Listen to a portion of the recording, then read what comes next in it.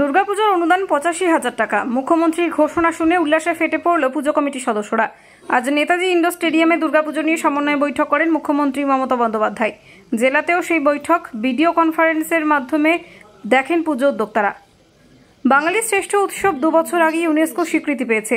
UNESCO cultural heritage তালিকায় স্থান করে নিয়েছে বাংলার দুর্গোৎসব। এরপর শুরু হয় জেলায় জেলায় দুর্গাপুজোর কার্নিভাল।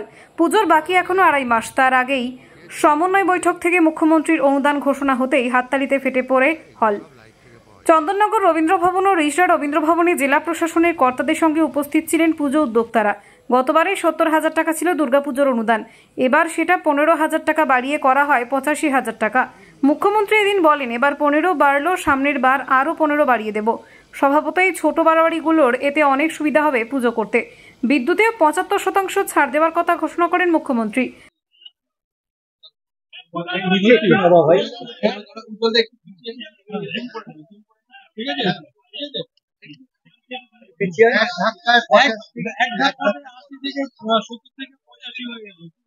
না, ব্যাপার হচ্ছে যে আমাদের 2011 সালে মাননীয় মুখ্যমন্ত্রী মমতা ব্যানার্জি পশ্চিমবঙ্গ সরকারে আসার পর থেকেই শুধু দুর্গাপুজো না, উনি সব ধর্মের যাতে ধর্ম ভালোভাবে পালন করতে পারেন, তাদের উৎসব যাতে ভালোভাবে পালন করতে পারেন, তিনি সব দিকটাই দেখেন।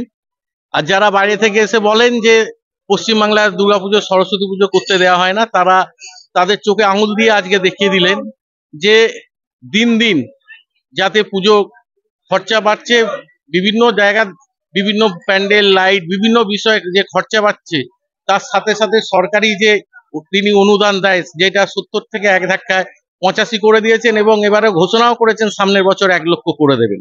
এইভাবে ক্লাবগুলোর পাশে যেভাবে দিদিমণি থাকছেন, বড় পুজোগুলোর স্পন্সর পায়, কিন্তু গ্রাম বাংলায় যে পুজোগুলো ছোট ছোট পুজো আছে সেই পুজোগুলোর জন্য খুবই উপকারী। তাদের এই 85,000 টাকাই তুলতে গেলে তাদের কালঘাম ছুটে যায়।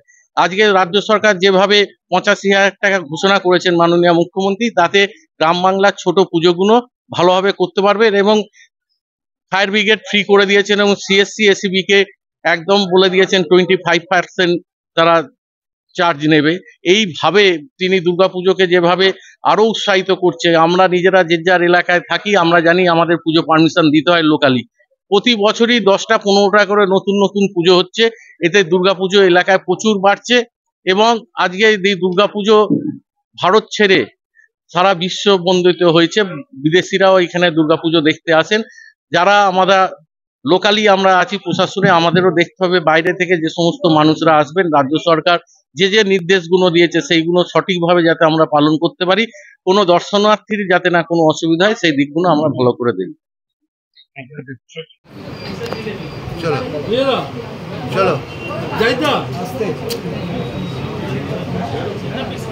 আমাদের দেশে বহু রাজনৈতিক দল বিভিন্ন রাজ্যে তার সরকার পরিচালনা করেন, কিন্তু রাজ্য সরকার কোনো ফেস্টিভ্যালকে কোনো পুজোকে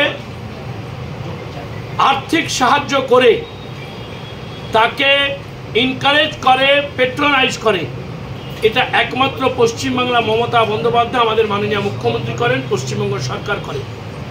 দ্বিতীয় হচ্ছে যে পশ্চিমবাংলা একমাত্র এই ফেস্টিভ্যাল ভারতবর্ষ থেকে যার পৃথিবী জুড়ে ব্যাপ্তি এবং যার স্বীকৃতি এই মাননীয় মুখ্যমন্ত্রী সরকারে আসার পরে হয়েছে। স্বাভাবিক কারণে কোনো রাজনৈতিক দল, কোনো প্রশাসনিক মানুষ, কোনো বিশিষ্ট মানুষ, কোনো সমালোচক যে যাই বলুক না কেন, বাস্তব এটাই যে এর আগেও কেউ করেননি, এর পরে কেউ টুকলি মেরে করতে পারেন, কিন্তু মমতা বন্দ্যোপাধ্যায় বাংলার মাননীয় মুখ্যমন্ত্রী প্রথম করেছেন স্টেট স্পন্সার্ড ফেস্টিভ্যাল এবং স্টেট স্পন্সার্ড কার্নিভাল, যেটা শুরু এবং শেষ পর্যন্ত একটা ফেস্টিভ্যালকে তার মর্যাদা সারা পৃথিবীতে পৌঁছে দিতে পেরেছে।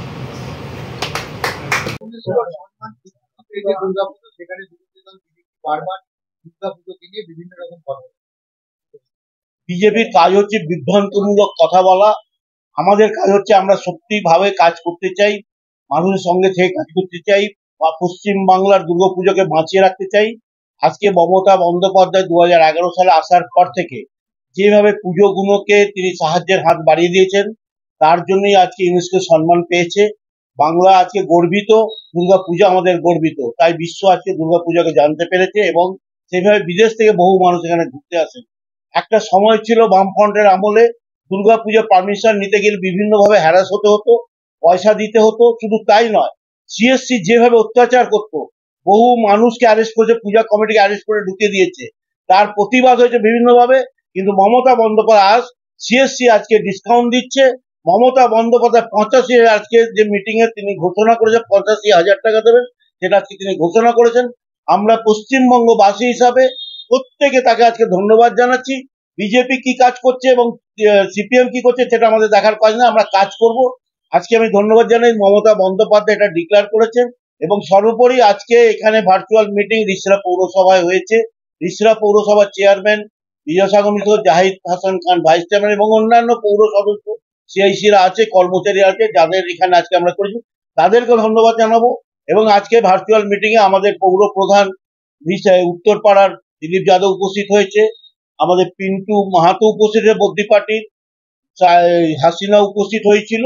আমরা প্রত্যেকে আমরা চাই আমরা বাংলার পুজোটাকে বাঁচিয়ে রাখতে, এটাই আমাদের সংকল্প। ঋতুপর্ণা কোলের রিপোর্ট, বেঙ্গল আনলিমিটেড।